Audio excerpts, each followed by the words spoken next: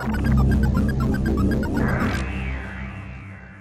this is Chris Smith for T3.com, and I'm inside the confines of the Apple iPhone 4, more specifically the iMovie app, which brings full video editing to your mobile phone for the first time. Now, I'm shooting this video using the 720p high-def video camera that's now been packed into the iPhone 4, and I'll be talking you through the features on the iMovie app that's now available for £3 from the Apple App Store. Now, one of the coolest elements of iMovie is how you're able to shoot directly into the timeline. Now, this is one of the features that Steve Jobs mentioned in his announcement for the Apple iPhone, and as you can see, that's exactly what we're doing now.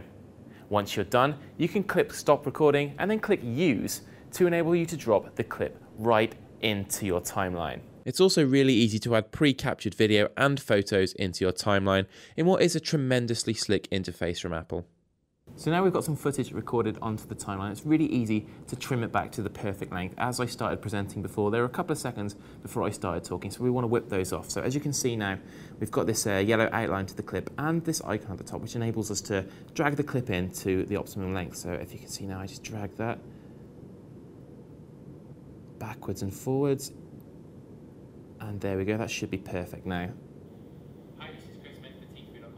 Now, next up, you're going to need to select a theme. Now, strictly speaking, you have to do this at the start of the project, but it's easy to change. So if I just click the settings icon here, and you can see a range of themes that I'm going to flick through. You've got modern, bright, travel, and these themes affect your choices in terms of transitions and your subtitles as well. So as this is a news piece, skip over one, and we'll go with news. You can also switch on or off whether you'd like theme music to accompany your video also.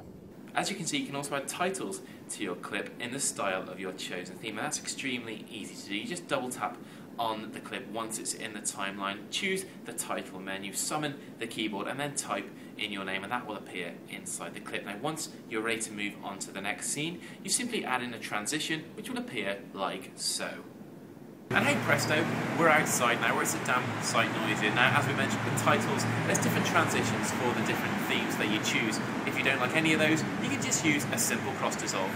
So if you're that way inclined, you can also add music to your presentation, and you do this by clicking the Import Media button at the bottom of the screen here. Now, as you can see, you can add anything from your iTunes library. I've got a bunch of albums here, but I'm going to select some music from one of the themes, and as we're working within the news theme, let's click News, and it drops it right at the front of the timeline. So let's play that, and now it sounds like we're on News 10, but as you can't control the volume on this or click where the in and out points are on the music, we're going to ditch this from our timeline by holding and dropping it off the timeline. This also works with any video clips you want to dispense of from your project. So now you've added in your titles, your transitions, perhaps even a little bit of music as well, and it's time to export it, and that is extremely easy as well. If I just return to the project page here, and then you can click the share button in the bottom left-hand corner, and you can export this at 3 resolutions, 360p, 540p, and then glorious 720p high definition. So if I just click up there, and that will export the movie direct into your camera roll.